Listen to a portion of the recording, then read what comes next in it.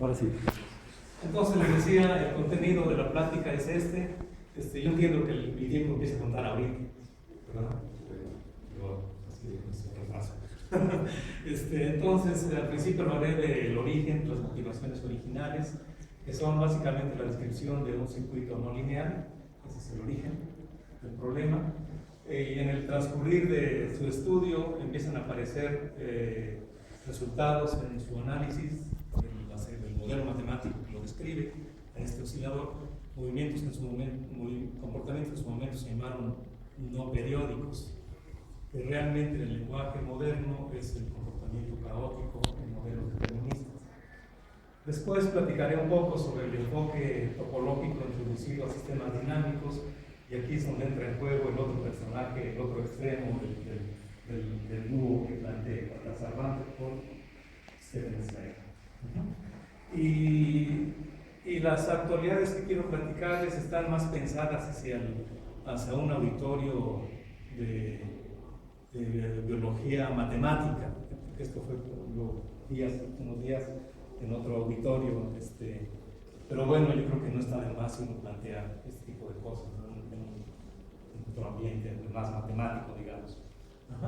Y finalmente las conclusiones.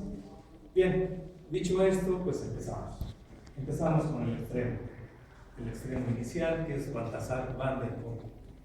Fíjense que en estos tiempos que todo ya es inalámbrico, mucho es inalámbrico, realmente poco reflexiona uno, poco se da tiempo para reflexionar sobre los orígenes y las personalidades que fueron fundamentales en el desarrollo de lo inalámbrico, y dentro de ellos está precisamente Baltasar Van der Pol. Fue una figura central, como les dije en su momento. Él es holandés, nació en Utrecht en el 89 del siglo antepasado. Estudia la carrera de física en esta universidad en Utrecht. Después se viene a Inglaterra, estudia en el University College. Originalmente su supervisor fue Fleming. Fleming, así como nota, fue el inventor de la válvula termoiónica.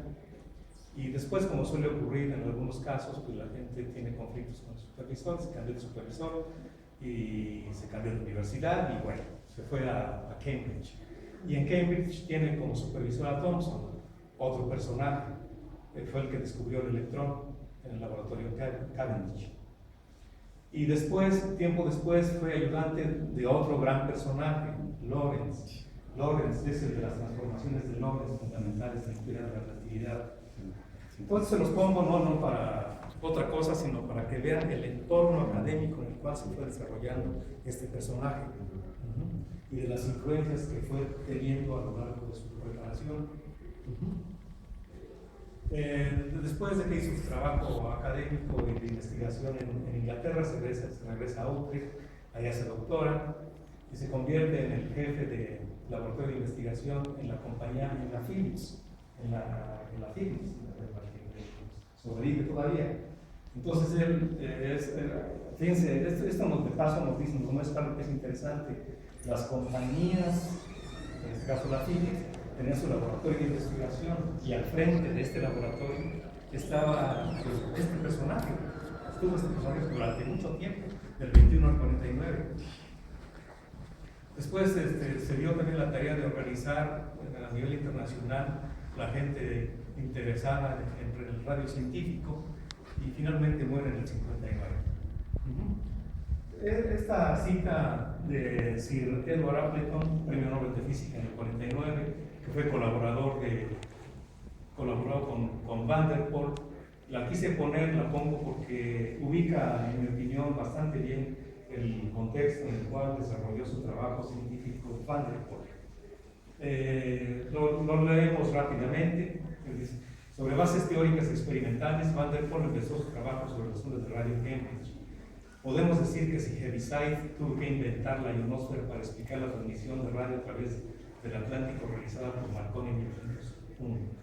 En su trabajo teórico, Van der Pol dio una prueba cuantitativa según la cual, en el caso de que las distancias de propagación sean grandes y si uno desprecia la influencia de la capa reflectora, los experimentos y la teoría están en flagrante desacuerdo. Por ello, Van der Pol tuvo que familiarizarse con los aspectos teóricos Paello, perdón, con los aspectos teóricos de la dirección de las ondas de radio alrededor de la Tierra, y usó esto para hacer una comparación directa entre la intensidad de la señal que se predice y la correspondiente de la onda que se recibe. Esto en el caso práctico de la transmisión de radio. Entonces, esto ubica el entorno, digamos, y motivaciones de carácter tecnológico que tuvo Van der Pol para el estudio de radio. Entonces, pero ¿cuáles son los rudimentos, los elementos que están detrás de esto? Ahora, si uno desbarata un radio, lo que uno encuentra son chips y son cosas que son microcircuitos, ¿verdad?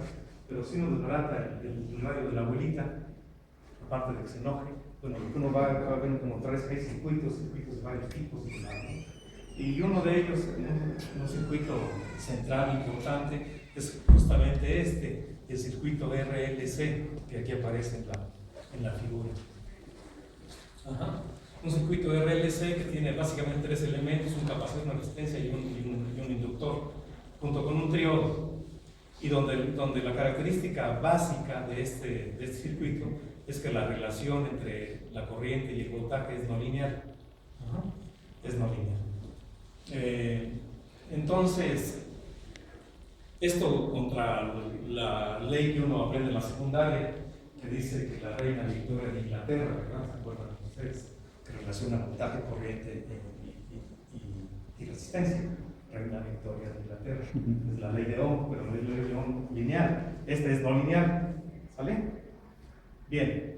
Entonces, siendo no lineal el circuito, en ese entendido, la relación entre corriente y voltaje es no lineal, pero la dinámica de los circuitos pues queda en manos de las leyes de Kirchhoff que las describen, que son básicamente dos. Es una ley de conservación de carga que dice que la corriente que entra a un nodo en un circuito es la misma que sale de él. Esa es una ley importante. Y otra es la ley de conservación de la energía, que dice que la suma de las diferencias de potencial en un circuito cerrado es cero. Entonces, estas dos leyes básicas describen a los circuitos. Entonces, si uno utiliza estas dos leyes básicas en el circuito que les acabo de mostrar, en este circuito, lo que uno obtiene es la ecuación diferencial 2 para el voltaje y la corriente. Pero si uno pone la corriente como lo expresa la relación no lineal, una relación cúbica, de hecho polinomio cúbico, y uno supone que el término cuadrático pinta poco, que eso lo observó Van der Pol, entonces realmente se queda con el término lineal y el término cúbico. Entonces, si uno enchufa la corriente en la expresión anterior, lo que uno obtiene es esta ecuación diferencial de segundo orden para el voltaje, una ecuación diferencial no lineal para el voltaje. Esta ecuación diferencial no lineal para el voltaje, si uno introduce x, t', t' y lambda de esta manera, lo reescala el voltaje, reescala el tiempo, introduce un parámetro apropiado, entonces la ecuación diferencial toma esta forma. Que realmente esa ecuación diferencial es ya haciendo un lado las cuestiones de notación, realmente se trata de esta ecuación diferencial de segundo orden, que es la ecuación que aparece en los libros que uno estudia en los cursos básicos de ecuaciones diferenciales. Esta ecuación diferencial realmente es un caso particular de una más general, donde aquí aparece una función g de x por x, aquí una función f de x multiplicada por x punto, que se conoce como la ecuación de Liénard, que es un caso particular de hecho. Esta ecuación diferencial de segundo orden se escribe, como bien sabemos, como un sistema, introduciendo y como x punto. Es una representación, pero una representación alternativa que es completamente equivalente a esta segunda. Completamente equivalente, se le llama la ecuación de Van der Pol en el plano de Liénard. Bien, los análisis que empezaron a hacer en ese tiempo, Appleton y Van der Pol, en uno de sus escritos dicen esta frase que a mí me llamó mucho la atención. Dice: no ha sido posible hallar una solución analítica aproximada para la ecuación con la condición de que el parámetro sea grande. Pero una solución gráfica puede hallarse de la siguiente manera. Y entonces, la siguiente manera fue el método de las disciplinas, es el que uno ve en el curso básico de ecuaciones diferenciales. Lo que ellos hicieron fue para distintos valores del parámetro, aquí le puse le pusieron epsilon, es la lambda que yo le denoté en mi presentación, y entonces a partir de hacer lo hicieron para epsilon igual a 0.1, epsilon igual a 1 y epsilon igual a 10. Y entonces a partir del análisis de las aeroclinas ellos vieron que el comportamiento cualitativo correspondía a la existencia de una trayectoria cerrada. Y de hecho ellos dieron una estimación para este caso, creo que para este caso es lambda igual a 10, una estimación del periodo. Y la estimación del periodo para esta oscilación correspondiente a esta trayectoria cerrada aislada, un ciclo límite, es la que aquí aparece. Esta es la aproximación que ellos dieron, que para lambda igual a 10 sale 16 puntos y cacho. Sin embargo, en ese mismo artículo ponen como comportamiento periódico del voltaje este comportamiento, y de la pura gráfica se ve que es no 16 y cachito, sino es casi 20. Casi 20. Eso Van der Pol en una publicación posterior lo enmienda, dice, perdón si me equivoqué. Y entonces eso me da el pretexto para decir que si Van der Pol hubiera estado en el SNI, a lo mejor por ese error de los ángeles. Bien, pero a ver, el resultado ya en términos actuales es el siguiente. Lo que se puede probar es que para cada valor positivo del lambda, el sistema 4, el sistema de Van der Pol, tiene exactamente un ciclo límite que es atractor y que rodea el origen, el cual, por cierto, es el único punto de equilibrio. La demostración de este resultado puede hacerse utilizando técnicas más recientes, utilizando en particular el teorema de Poincaré-Bendixson. El teorema de Poincaré-Bendixson nos dice lo que les puede pasar a los sistemas autónomos en el plano. Nos dice absolutamente lo que les puede pasar, lo especifica. Y para ello basta con construir una región atrapadora de trayectorias del sistema. Esta región atrapadora de trayectorias consta de unas ramas de la aeroclina vertical y otras curvas que se pueden construir de forma apropiada y garantizar que el campo vectorial asociado al sistema empuja todas las trayectorias que llegan a la frontera. Este es un elemento. Y otro ingrediente es que este punto de equilibrio, el origen, es un punto de equilibrio que es repulsor. Entonces uno puede tomar una vecindad centrada en el punto de equilibrio y por ser repulsor el punto, todas las trayectorias salen. Entonces lo que tenemos es una región atrapadora de trayectorias de todo a todo. Atrapa por fuera y atrapa por dentro. Entonces el teorema de Poincaré-Bendixson lo que dice es que cuando te consigues una región atrapadora de trayectorias, las trayectorias tienen solamente de 3 chances. O es ella una trayectoria cerrada, una típica trayectoria, o tiene una trayectoria cerrada o termina en un punto de equilibrio. Pero en esa región atrapadora de trayectorias no hay puntos de equilibrio. Entonces no queda de otra que o es ella una trayectoria cerrada o termina en una trayectoria cerrada. La unicidad se puede probar utilizando un poquito de herramientas. Si uno se fija en un disco de radio R, se fija uno en el flujo asociado al sistema y se fija en la imagen del disco de radio R después de un tiempo t, se fija uno en el área de la imagen del disco bajo el flujo, se fija uno en la derivada del área, ya se puede ver que es la divergencia del campo vectorial. Y la divergencia del campo vectorial, para el caso particular, toma esta forma. Para lambda suficientemente pequeño, eso nos da como resultado que el área no cambia cuando el radio es 2. Y eso corresponde exactamente, para lambda pequeña, justamente al radio del ciclo límite. Para lambda grande lo que se hace es un reescalamiento en la variable y entonces se lleva a un sistema de ecuaciones diferenciales reescalando la variable y. De esta manera se lleva a este sistema de ecuaciones diferenciales que se conoce en la literatura como un típico sistema de variable lenta, variable rápida. Y entonces en este esquema de variable lenta, variable rápida, uno puede identificar una variable que cambia poco, otra que cambia rápidamente, y básicamente el ciclo límite es como un ¿cómo se llama? Un rectangulito achatadito, ¿no? El recto lo veremos. Bien, lo que quiero mostrarles ahora es ver cómo cambian las cualidades del ciclo límite cuando el parámetro lambda cambia. Esto está hecho utilizando un programita P-Plane muy sencillito de usar, accesible, libre. Es gratis a todo el mundo, entonces lo puedes usar. Y entonces para lambda, cuando el parámetro lambda es pequeño, el ciclo límite es, como decíamos hace un momento, cercano a una circunferencia, ¿no? Y que atrae las trayectorias. Y la pareja de funciones que definen el ciclo límite pues son, después de un transitorio, creo que eso debe ser para una trayectoria que está por fuera del ciclo límite, se estabilizan justamente a un comportamiento periódico cercano a los seno coseno típicamente, ¿no? Pero si no aumenta el valor del parámetro, es un valor intermedio, entonces el ciclo límite se empieza a deformar. Lo que yo digo es que el ciclo límite se empieza a poner los moños, se empieza a adquirir la forma de un moño, ¿no? Y correspondiente a ese comportamiento, correspondiente a esa trayectoria cerrada aislada del ciclo límite, se tiene este comportamiento periódico, que siendo periódico ya tiene cambios abruptos en las variables x, y que lo definen como función del tiempo. Ajá.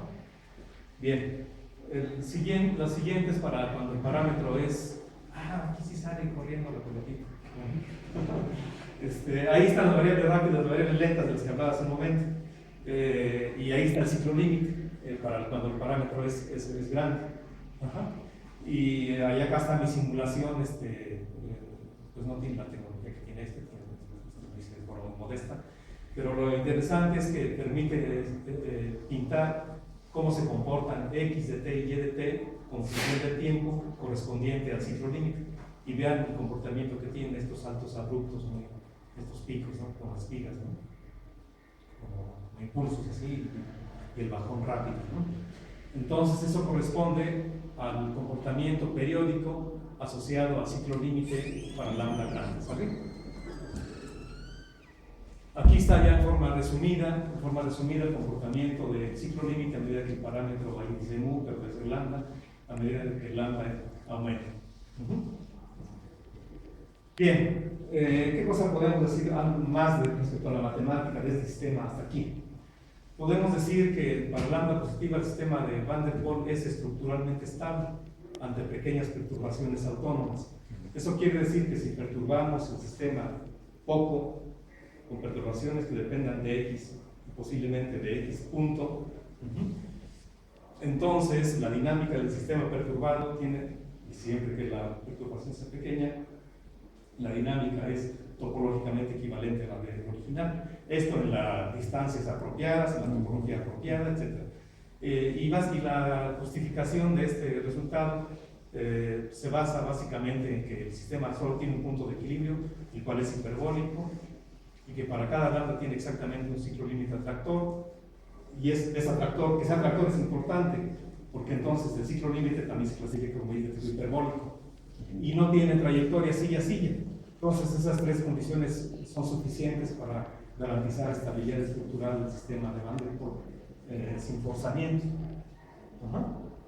Bien, aquí le doy un giro un poquito a la plática, y ahora pongo esta cita que dice: los fenómenos rítmicos representan una de las manifestaciones más impresionantes del comportamiento dinámico de los sistemas biológicos.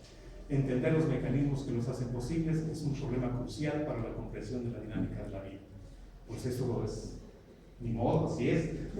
Los seres vivos realizamos a lo largo de nuestro día una serie de actividades que se repiten periódicamente. Estos son ritmos y de varios tipos, desde lo mismo la secreción de melatonina a distintas horas, que la producción de testosterona a otras, el sueño profundo en otras, el estado de alerta en otra, etc. a lo largo del día. Entonces somos entes cuyas actividades se realizan de forma periódica, muchas de nuestras actividades, y muchas de ellas son asociadas a un periodo del día.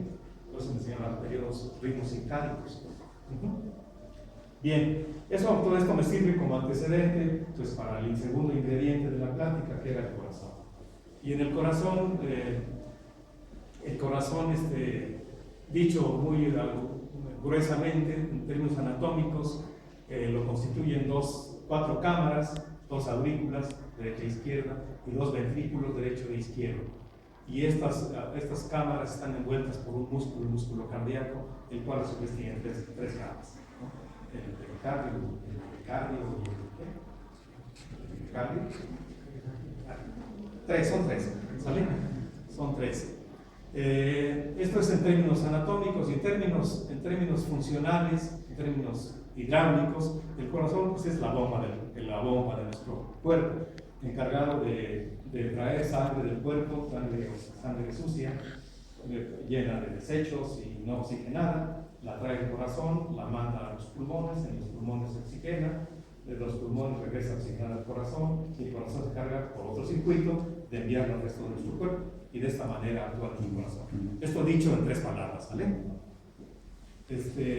Ahora, desde el punto de vista fisiológico, realmente se llevan a cabo procesos electroquímicos muy importantes. Esta capacidad de ser el corazón un músculo contráctil, en virtud del cual actúa como bomba, es producido debido a una serie de procesos, de fenómenos electroquímicos que se llevan a cabo en él. Y esos fenómenos electroquímicos son desencadenados debido a que en la aurícula derecha, aquí los médicos siempre ponen derecha e izquierda, pero depende cómo lo veamos, pero bueno, en la aurícula derecha, en la parte superior, se encuentra un conjunto de células que se llaman el nodo auricular, y ese es el marcapasos del corazón, el marcapasos natural del corazón, y ese conjunto de células envía señales eléctricas de forma periódica, de 60 a 90 señales por minuto, y esa señal eléctrica se transmite a lo largo del corazón. Se transmite a lo largo del corazón, primero a las aurículas y después a los ventrículos, y el paso de las aurículas a los ventrículos se lleva a cabo a través de un nodo, otro nodo, que se llama nodo auroventricular, que se encuentra por aquí en medio. Y por aquí hay unas fibras, las fibras de Purkinje, por las cuales baja la señal eléctrica, y esta señal eléctrica lo que hace es estimular a las células del músculo cardíaco. Y eso, bueno, ahí permite el paso de unos iones a nivel celular, un flujo de iones de calcio, son principalmente los responsables de la contracción.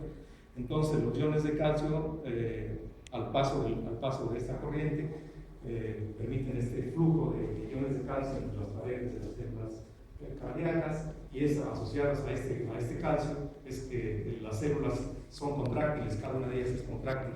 Y entonces la unión de estos millones de células contráctiles conforman un órgano que también es contráctil. Entonces ahí tenemos un sistema típico, un sistema complejo, constituido por entes elementales con dinámicas relativamente sencillas, son contráctiles, celulitas, y producen un sistema grande también que es contráctil. Desde el punto de vista eléctrico, la actividad eléctrica del corazón se puede registrar y hay básicamente dos tipos de señales. De señales que se llaman señales lentas, cuyo perfil, el potencial en función del tiempo es como este, y potenciales rápidos como este otro, que son asociadas a las fibras de Purkinje y a los ventrículos básicamente, mientras que los otros son asociadas a los nodos que mencioné, el auricular o el nodo auroventricular. Bien, desde el punto de vista así más integral a lo largo de un ciclo cardíaco, la actividad eléctrica del corazón se puede registrar a través de un electrocardiograma. Un electrocardiograma que es una suerte de suma de potenciales que se toman en distintos sitios de nuestro cuerpo. Los que ya somos más mayorcitos que nos han hecho un electrocardiograma, sabemos que nos cablean por todos lados, en los pies, en los brazos, aquí en el pecho. Y entonces de ahí resultan estas señales. Entonces, en condiciones normales, un electrocardiograma típicamente tiene este comportamiento, como está acá, en un ciclo. Tiene a su vez varias ondas, la onda P, la onda QRS y la onda T. Y de manera que un cardiólogo experimentado sabe de dónde proviene esta señal, sabe de esta otra de dónde proviene, de manera que si ve una regularidad en alguna parte de este trazo, sabe identificar así con mucha precisión: usted tiene problemas en la aurícula derecha y mire, más vale que se cuide porque ¿no? Y entonces, y las anomalías se manifiestan también eléctricamente. Por ejemplo, aquí se manifiesta este temblor auricular, tremor, podría ser tremor auricular, vean cómo se aparta de una regularidad. Pero peor aún, en este otro, de lo que se llama la fibrilación ventricular, la señal también es bastante accidental. La fibrilación ventricular es una de las causas principales de muerte por cuestiones cardíacas. Cuando hay fibrilación auricular, esa no es tan peligrosa. La que es peligrosa es la ventricular. Bien, en esta ruta que les invité a que hicieran juntos la hiciéramos, nos encontramos un personaje muy importante en cuestiones cardíacas, estudios cardíacos, que es George Ralph Milnes. Él vivió muy poco tiempo, y en el poco tiempo que vivió hizo contribuciones muy importantes. De las contribuciones importantes que hizo fue, él descubrió en qué etapa del potencial de acción de los ventrículos era posible estimular de manera que se produjera una fibrilación ventricular. ¿En qué etapa? Es decir, en la curva esta con pico, ¿en qué etapa de ella, con qué intensidad y con qué frecuencia? Entonces él se dio cuenta en qué momento se podía. Tanto se dio cuenta que él pensó que tenía su técnica muy refinada y él se puso como sujeto de experimentación en la Universidad de McGill, y se puso como sujeto de experimentación, y el día siguiente el velador lo encontró muerto, lleno de electrodos conectados. Entonces, pues por ahí se especula que él mismo se provocó fibrilación, pero pues no la controló, y entonces murió. Sale. Hizo otras cosas importantes también. Él fue de los primeros que empezó a hacer investigaciones sobre lo que se llaman ondas reentrantes. Ondas reentrantes, dicho también en 3 palabras, son ondas que se instalan en regiones del músculo cardíaco y que excitan a las células cardíacas a un ritmo distinto al que le impone el marcapasos global. Y esas son las causantes básicamente de la fibrilación, que es una descoordinación en la producción eléctrica del músculo cardíaco debido a ondas que excitan las células cardíacas a un ritmo distinto al que le impone el marcapasos global. Entonces él hizo importantes contribuciones en esto, fue de los primeros que se dio cuenta de ello. Y este hecho ha sido fue retomado décadas después y comprobado experimentalmente, efectivamente así fue. Bueno, ¿y eso qué tiene que ver con Van der Pol? Además, atrás con Van der Pol. Entonces, Van der Pol, ahora con otro colaborador, él lo que se hizo a la imagen fue del funcionamiento del corazón, teniendo ya la experiencia del estudio del oscilador. Lo que él consideró es que era posible hacerse una imagen artificial del corazón, acoplando estos circuitos, uno que simula el nodo auricular, otro que simula la aurícula, después hay un pequeño retardo que es el paso de la aurícula por los ventrículos, y entonces acoplando estos circuitos, él se hizo la imagen de lo que él le llamó el corazón artificial. Ajá. Para ello,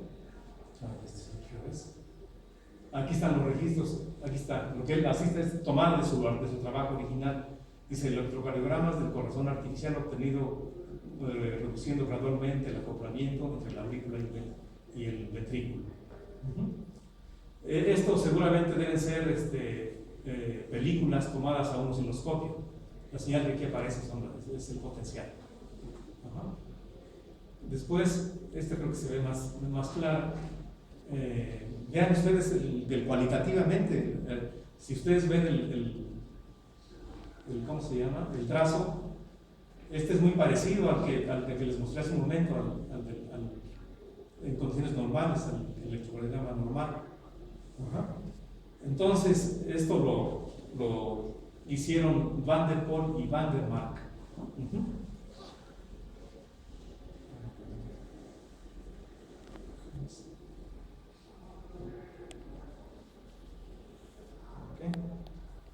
Bien, entonces, estando aquí, bueno, ya consideremos ahora un oscilador de Van der Pol con forzamiento.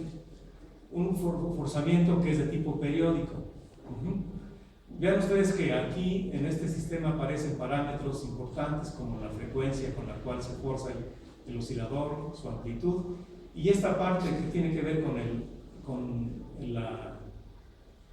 ¿cómo se llama esto? Amortiguamiento, pero que ese amortiguamiento juega en sentido a favor del amortiguamiento o juega en contra, dependiendo de cómo sea X respecto a 1. Y bueno, la no linealidad de la ecuación 3 junto con los parámetros que aparecen origina una dinámica que es extremadamente importante e interesante de ver. De las cosas primeras que observó Van der Pol, observaron ellos, fue que bueno, aparecen curvas de resonancia. Básicamente es un incremento en la amplitud de la respuesta del oscilador cuando la frecuencia del forzamiento se acerca a la frecuencia natural de oscilación del oscilador de Van der Pol. Bien, ellos para el 1927 diseñaron un circuito compuesto de una resistencia, un capacitor y una lámpara de neón. Escucharon la respuesta del sistema insertando un teléfono en su circuito. Fíjense, o sea, ubíquense en tiempos, el tiempo de las partes experimentales era muy rudimentario. Entonces lo que hicieron fue introducir un teléfono y entonces ellos escucharon un comportamiento, esto que se le llama el locking, después digo de qué se trata. Escucharon además lo que ellos le llamaron ruidos irregulares antes de que el periodo del sistema, la respuesta, saltara a un nuevo valor. Ellos pensaron que ese ruido era un fenómeno colateral. Ahora se sabe que lo que ellos realmente escucharon fueron los signos del caos determinista.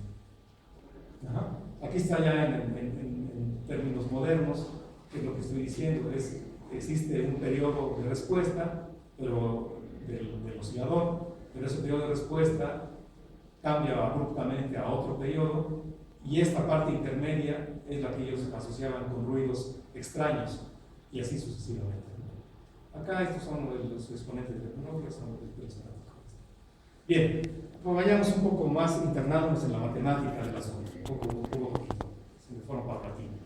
Entonces, introduciendo el amortiguamiento, el forzamiento, perdón, entonces el sistema queda escrito de esta manera. O bien si uno introduce z de manera que z punto sea omega, que aquí aparece, y impone uno que z en 0 sea 0, entonces el sistema se escribe como este sistema 34. O bien en su representación en el plano de Liénard, completamente equivalentes. Entonces se trata de pasar de un sistema que es no autónomo a uno que sí lo es, con la introducción, aumentando en uno la dimensión del espacio-fase. Entonces, preguntas importantes y con implicaciones de modelación matemática son las siguientes. Preguntas como estas: ¿tiene soluciones periódicas el sistema? ¿De qué periodo? ¿Esas soluciones periódicas son estables o inestables? ¿Cuál es su comportamiento ante cambios en los parámetros, en las condiciones iniciales? Y otra pregunta que se hacían es lo que actualmente se conoce como el entrainment. Y eso lo vamos a entender como la existencia de una solución asintóticamente periódica con periodo, que es un número entero, múltiplo entero del periodo de forzamiento. Entonces se trata de una solución periódica, ¿verdad? Periódica, asintóticamente, ¿verdad? Pero cuyo periodo es un múltiplo del periodo de forzamiento. Entonces eso así lo vamos a entender en el entrainment. Y otro fenómeno importante que estaban interesados es en lo que se conoce como phase locking, eso que mencioné hace un momento. Y eso lo vamos a entender como que el fenómeno dinámico mediante el cual la solución tiende a una órbita periódica sobre el toro. Ahorita voy a decir por qué, de qué toro se trata.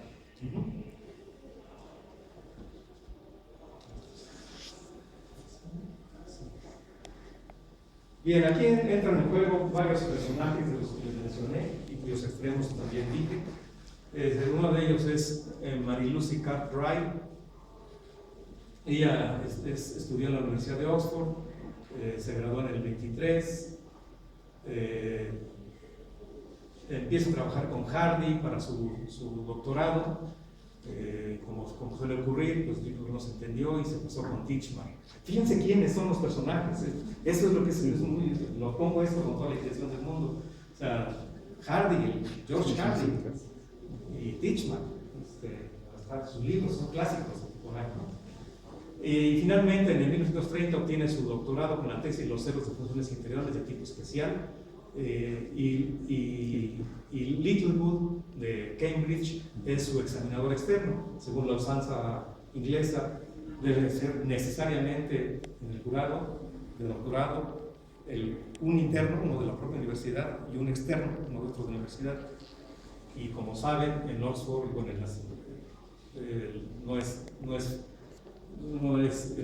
el doctorado es DPhil, no philosophy doctor, es DPhil. Después, en el 1930, se va a Cambridge. En esos años resuelve un problema muy importante de variable completa. En el 34 tiene una plaza en Cambridge donde realiza trabajo teórico, y en 1943 es nombrada Fellow of the Royal Society, y hasta 1994 fue la única mujer matemática perteneciente a la Royal Society. En el 69 la reina la nombra dama en grado de comendador de la Orden del Imperio Británico y muere en 1998, llena de años y de honores también. O sea, duró 98 años. Pero ella, ¿qué tiene que ver con las oscilaciones no lineales? Bueno, ella tiene que ver mucho. Sus intereses dieron un giro, era matemática pura, dieron un giro en el 38 debido a un memorándum que la London Mathematical Society envió a sus miembros, en el cual los combinaba a apoyar el estudio de las ecuaciones que aparecen en la descripción de las ondas de radio. Y entonces Cartwright ubica así su interés por este tipo de problemas. Dice: para mí el trabajo de los ingenieros en radio es mucho más interesante que de los ingenieros mecánicos. Los ingenieros en radio quieren que sus sistemas oscilen y lo hagan de forma muy ordenada, y por lo tanto quieren saber no solo si su sistema tiene una solución periódica, sino si ésta es estable, si su periodo, amplitud y armónicos lo sean, y determinar cómo estos varían con los parámetros de las ecuaciones. Entonces, todo esto es para decir que sí le atrajo el problema de las oscilaciones y se puso a trabajar. Y entonces aquí está una caracterización de su trabajo asociado a los problemas de radar, que es el otro ingrediente de mi plática. Dice esto dicho por Freeman Dyson. No sé si Freeman Dyson fue premio Nobel de Física. Se me hace que sí, pero no sé seguro. Dice: cuando yo fuera estudiante en Cambridge, supe de las clases de ella sobre las cuestiones componente patológico de amplificadores no lineales. Los radares durante la Segunda Guerra Mundial eran manejados por amplificadores que se comportaban mala onda cuando se incrementaban los niveles de potencia. La Fuerza Aérea Inglesa culpó a los fabricantes y los envió los rodares para que lo repararan. Cartwright demostró que los fabricantes no eran los culpables, sino que el culpable era la ecuación de Van der Pol. Es que esos habían sido diseñados siguiendo la teoría de Van der Pol. Y eso lo argumenta así. La ecuación de Van der Pol por forzamiento es una ecuación estándar que describe el amplificador no lineal. Cartwright estudió la solución de Van der Pol, incluyendo un forzamiento sinusoidal, y descubrió un fenómeno inesperado que ahora es llamado caos. Cuando la potencia se incrementaba, las soluciones periódicas pasaban por una serie de subarmónicos de un periodo mayor y mayor, hasta que finalmente se volvían no periódicas. Las soluciones no periódicas tienen un efecto desastroso sobre el radar, pero tienen un bello e intrincada estructura topológica. Después dice cosas como que tiempo después Dyson publicó un artículo en el cual le daba créditos a Cartwright por haber sido impulsora, promotora, fundadora de la dinámica no lineal asociada a comportamientos caóticos, y eso causó el coraje de Cartwright y lo regañó en una carta que le envió. Entonces aquí está, y finalmente ella muere después de muchos honores y muchos años, ¿no? Bien, aquí otro personaje, como les decía hace un momento, es Littlewood. Él estuvo en Cambridge, fue miembro de la Royal Society y empezó a trabajar con Littlewood. Hicieron un equipo que duró 10 años trabajando en forma conjunta en cuestiones de oscilaciones no lineales.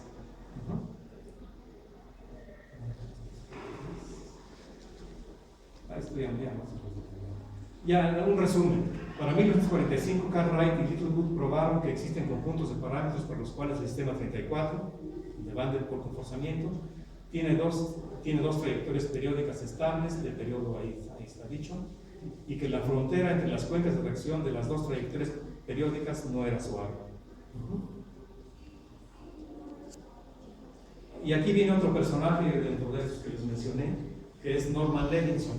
Norman Levinson es el coautor de un libro de ecuaciones diferenciales, Coddington y Levinson, que se suele utilizar para cursos más avanzados de ecuaciones diferenciales. Él ingresa al MIT, no sé si esta foto sea la propiedad. ¿Sí es? ¿Sí es? Okay. Dije, ahí va a estar el medio, entonces lo levanta y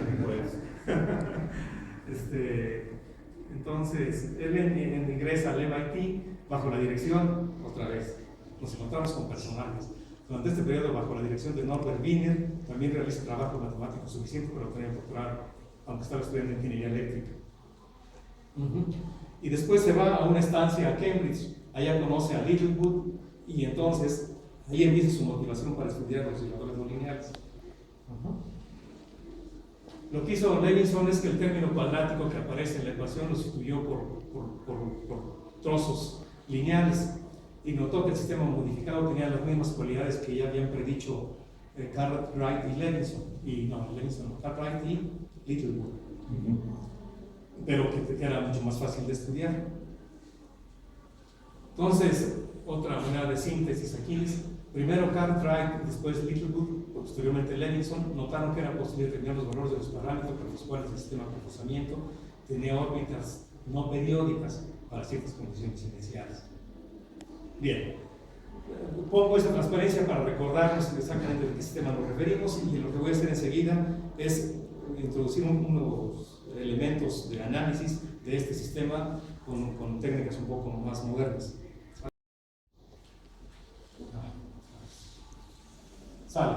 A ver, entonces, fíjense que este sistema de Van der Pol con forzamiento pues, ha sido estudiado desde varios puntos de vista. Entonces, lo que yo les voy a presentar son 3 puntos de vista, como se han estudiado. Entonces, una primera, así le llamé mirada 1. Fíjense que si la amplitud es 0, entonces existe una superficie cilíndrica que es el producto cartesiano del ciclo límite crucero. Y esa superficie cilíndrica tiene la propiedad de que es invariante ante el flujo asociado al sistema. Que esa superficie cilíndrica está compuesta por soluciones periódicas y que atrae a toda solución del sistema de Van der Pol sin forzamiento. Entonces se trata de una superficie cilíndrica cuya sección transversal es el ciclo límite. Eso porque en XY se ve como para A igual a 0 se ve el ciclo límite. Y como z varía a velocidad constante, entonces eso genera la superficie cilíndrica. Y entonces esa superficie cilíndrica es la que tiene esas 3 propiedades que menciono ahí. Z es el eje. Z es el eje, que sería el tiempo. Realmente digo, está relacionado a algún factor, porque z punto es omega. Ahora, si la amplitud es pequeña, esta superficie cilíndrica persiste cercana a la superficie original y sigue siendo invariante ante el flujo. Atrae a todas las trayectorias cercanas al sistema, pero el flujo sobre ella puede ser muy diferente al caso sin forzamiento. Cuando la A es pequeña, ya no digas cuando A es grande. Dicho esto en dibujo, aquí está. Lo que aquí se muestra es la proyección al plano XY. Entonces, para A igual a 0, la superficie cilíndrica pues, es el ciclo límite, es proyectada, es el ciclo límite y atrae efectivamente trayectorias. Si la A es pequeña, la superficie cilíndrica persiste, aquí ya está puesta en R3, y efectivamente atrae a trayectorias. Esto es cuando el forzamiento es pequeño, cuando la amplitud del forzamiento es pequeña. Si uno hace cambios en la amplitud del forzamiento, empiezan a observar comportamientos verdaderamente interesantes. Estas simulaciones numéricas se las debo a Andrea Falcón, que es mi ayudante en Ingeniería Matemática 1, pues es la responsable de esta parte. Fíjense aquí, en este caso la amplitud es 10 y la solución del sistema, esta solución del sistema, primero así hace estos buclecitos y después se va a este aparente ciclo límite, pero después se sale de él, se enreda tantito aquí, se sale de él, se va a este otro, se sale acá, de manera que proyectando esto al plano XY se ve así. Estos que se ven aquí más llenitas corresponden a estas superficies cilíndricas. Si cambiamos ligeramente el forzamiento, la lambda, sé que observaban también una superficie a lo largo de la cual las trayectorias tienen este comportamiento. Aquí la escala, esta escala es muy grande, pero realmente esta gruesecita, es una superficie igual a los de aquí adentro. Y la proyección en el plano XY se ve de esta manera. Esto es si cambia uno a omega. Aquí yo tenía curiosidad por saber si omega es irracional, ¿qué ocurre? Y al menos para estos parámetros que hicimos, el comportamiento es similar a lo que vimos hace un ratito. Salvo los bucles, por aquí un bucle que no aparece. Si aumentamos la amplitud así considerablemente, aquí es 25, entonces la solución que parte de aquí, fíjense, empieza a hacer esto, se va hacia como un selenoide, ¿no? Como un selenoide, con A igual a 25, con distintas frecuencias. Bien. A ver, espérame, ¿qué dice? La mirada 2. Entonces esto fue un primer acercamiento, un segundo acercamiento. Recordemos que el forzamiento es 2pi periódico y el sistema es autónomo, por lo que cualquier traslación temporal de una solución también lo es, en particular ante una traslación en 2pi unidades. Creo que debe ser 2pi sobre omega, para que las cosas queden. De manera que podemos identificar entonces ahora el plano z igual a 0 con el z igual a 2pi, equivalentemente t igual a 0 con el z exacto. Y entonces, al hacer esta identificación, en particular cuando tenemos la superficie cilíndrica, generamos un toro. Y entonces realmente estaremos hablando del sistema, el espacio fase del sistema es R2 cruz S, y entonces eso equivale a considerar el sistema módulo 2pi. Y entonces nos vamos a otro escenario. Entonces, con esta identificación, la superficie cilíndrica invariante del sistema se transforma en una que es difeomorfa al toro. Y el toro, entonces, va a ser invariante bajo el flujo, atrae a todas las soluciones cercanas al sistema. Y podemos decir algo más: si la amplitud del forzamiento es 0, el flujo sobre el toro es paralelo. Pero si la amplitud, siendo pequeña, el toro persiste, pero el flujo sobre él ya no es paralelo. De hecho, puede tener trayectorias, el toro puede tener trayectorias que son orbitalmente estables, trayectorias que son orbitalmente periódicas e inestables.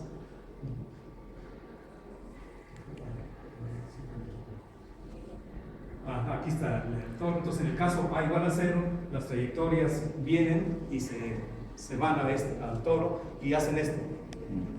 ¿Vieron así? Hacen esto. Entonces está así, está lleno de trayectorias cerradas. A igual a 0. Pero cuando aumentamos A, entonces el toro se deforma. Ya no es un toro, estrictamente hablando.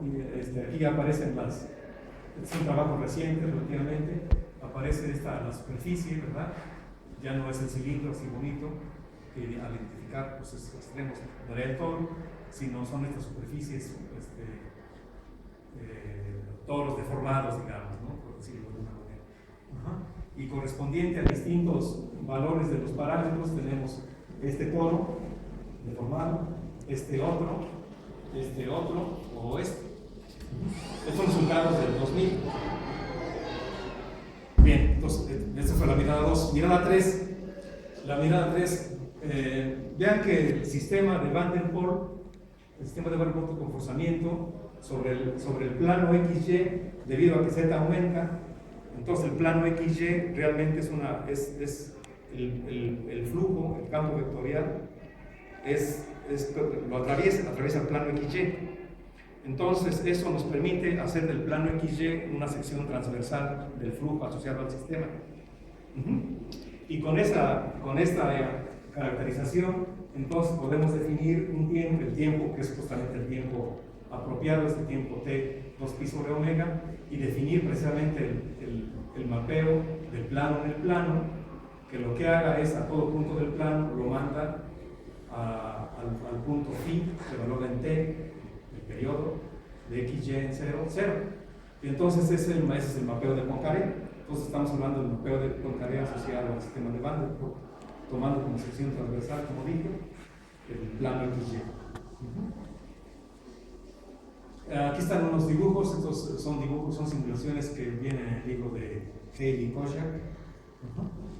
Para el primer caso, las primeras imágenes corresponden a cuando no hay forzamiento. Entonces, es una solución y es un mapeo de Poincaré cuando no hay forzamiento. Y cuando hay forzamiento pequeño, entonces aquí está la trayectoria del sistema y aquí es un mapeo de Poincaré. Esto es en la situación bonita. Realmente la situación es más compleja para cuando la amplitud es grande. Y aquí aparece el mapeo de Poincaré correspondiente a un comportamiento caótico. Este fue publicado en el 81 por Ueda y Akamatsu.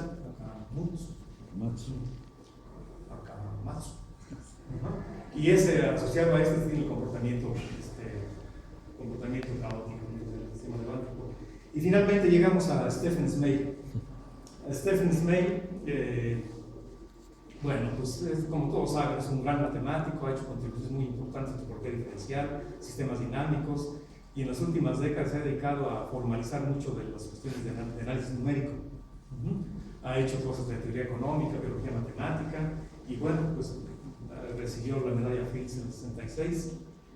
Ese mismo día, de la ceremonia, que le daban la medalla Fields, compartida con Michael Latilla, si no me acuerdo, ese mismo día en Washington empezó una audiencia para investigar las protestas antimédicas en las que Smale participó muy destacadamente, curiosamente. Y aquí puse a un matemático latinoamericano que también juega el papel importante, que es Peixoto. Peixoto, por ahí por 59, 60, bueno, lo conoció antes, conoció a Smale en Estados Unidos cuando estaba con su doctorado. Hubo un postdoc, seguramente él, que es un poco mayor. Invitó a Smale a que se fuera al INPA, recién fundado el INPA. Y estando allá en el INPA, Smale hizo dos conjeturas muy importantes en su momento.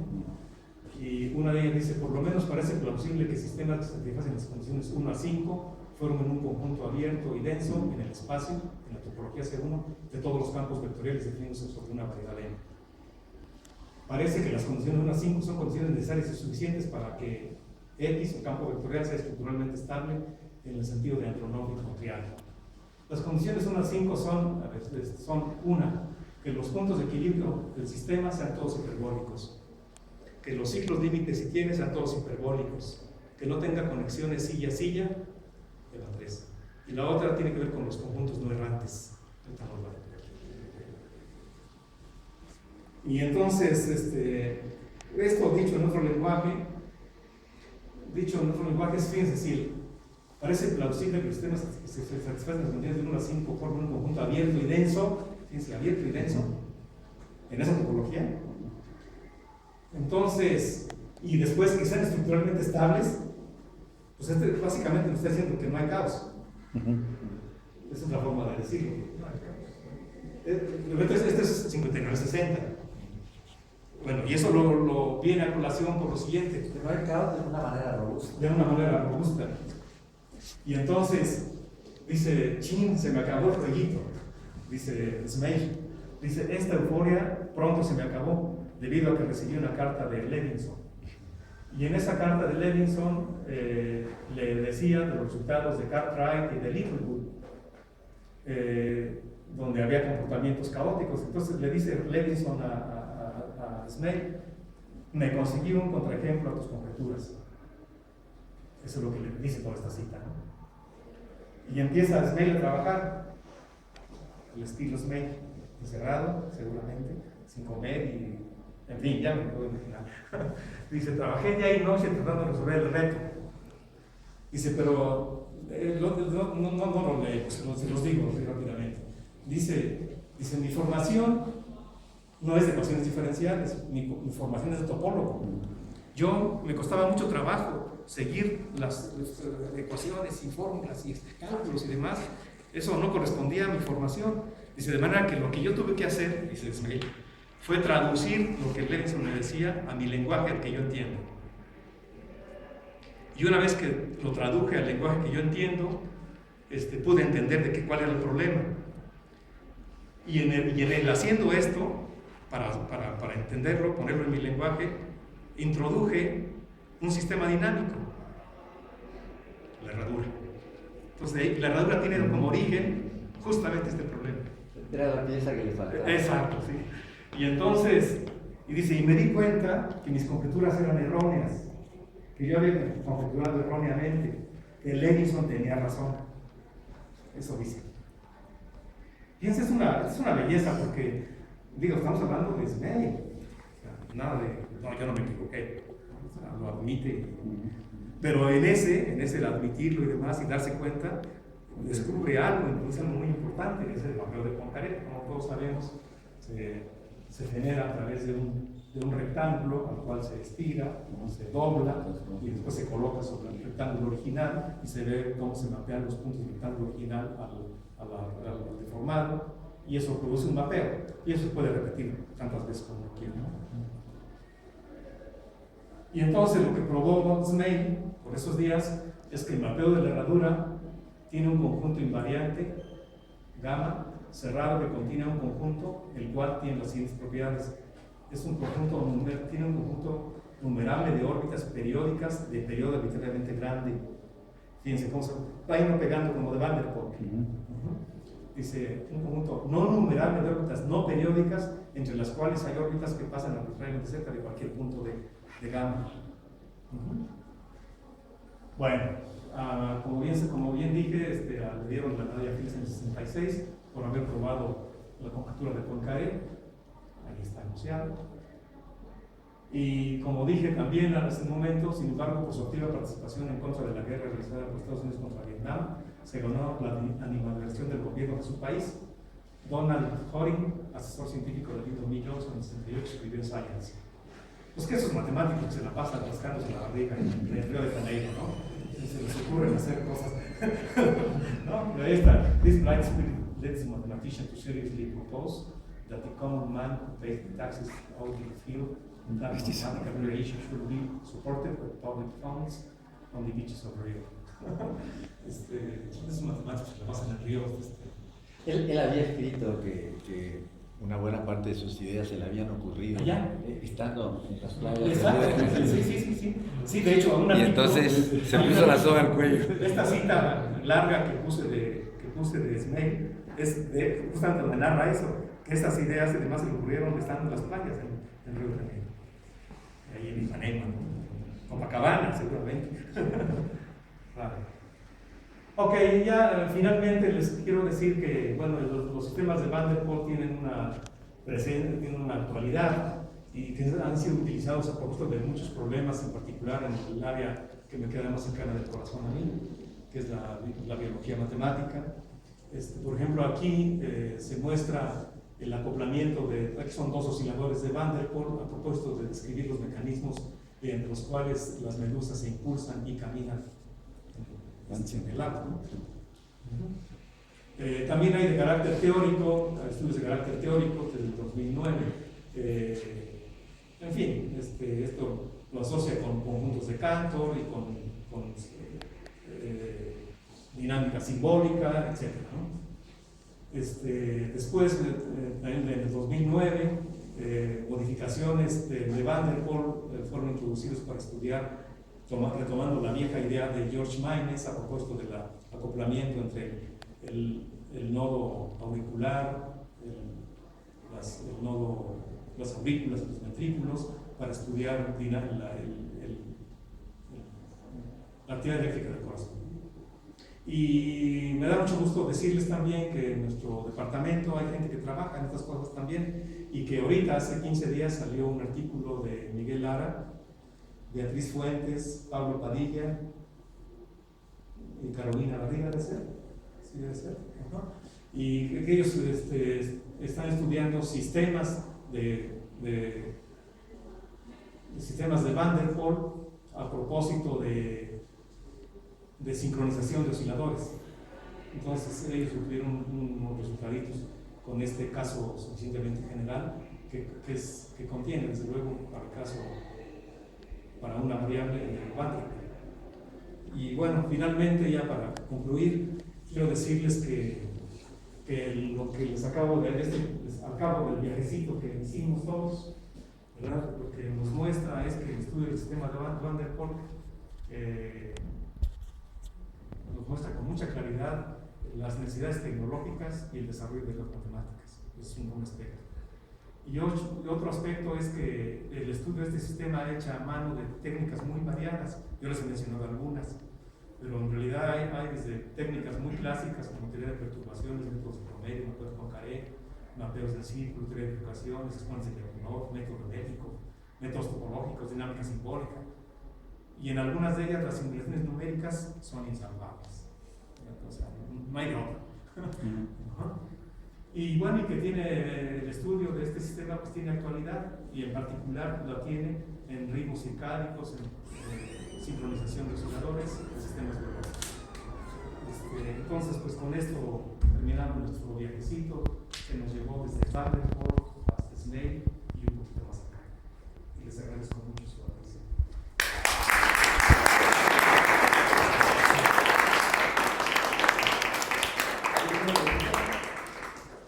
¿Una pregunta? ¿No? Pues agradecemos a Agustín. Solo un comentario nada más. Bueno, por supuesto que lo maravilloso del enfoque histórico creo que podría servir como modelo para profesores que están también haciendo algo de historia en el departamento, que este tipo de cosas son muy interesantes, ¿no? Porque están fundamentadas no solamente con la anécdota, sino con una descripción mucho más profunda del asunto. Entonces eso es algo que creo que habría que señalar. La otra, más específica, sería que gracias al apoyo que nos está dando Efraín, tanto algunas de las charlas del diferenciable anteriores como esta están ya en YouTube.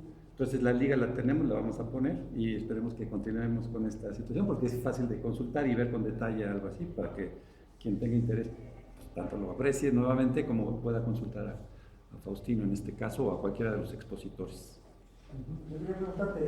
¿No has escrito esta historia? Espérame unos mesecitos y ya estará impresa. Sí, ¿no? Sí. Digo, vale la pena. Sí, justamente. Todo un trabajo ahí muy interesante de análisis histórico.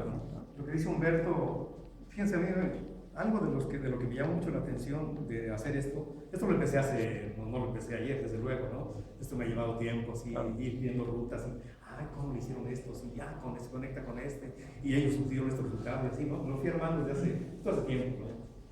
Y entonces, de lo que me llama la atención de esto es que esta es una ruta a través de otros personajes hacia el caos, porque conocemos con Lorentz, conocemos con Robert May y así, ¿no? Pero esta ruta es poco conocida, relativamente. Entonces, una de las cosas que a mí me llama la atención, y creo que sería interesante, es ponerlo blanco-negro, escribirlo, pues, ubicarlo, es justamente mostrar otra ruta, otros personajes, quiero decir. No ruta en el sentido de doblamiento de periodo o así, sino otro camino por el cual como que la matemática estaba suficientemente madura para que si no salía con uno, salía con otros, la dinámica caótica. Claro. Eso me llama mucho la atención. Ya se asomaba por varios Ya estaba, lugares, ya estaba maduro, ya se caía de maduro. Si no era aquí, era por acá. Claro. No, yo creo que una cosa que es muy interesante de esto es que es el origen de todo eso a partir de problemas que están en raíz, que tienen una conexión científica y en cuestiones de aplicaciones muy claras. Nosotros escribimos un artículo en Journal of Mathematical Biosciences, en donde usamos el modelo de Van der Pol como un modelo de lo que le llamamos la neurona electrónica, ¿no? Un modelo electrónico de neurona, que se hace ahí un análisis de perturbación y eso voy a mandar una copia. Bueno, pues muchas gracias. Pues, muchas gracias a Fortino de nuevo.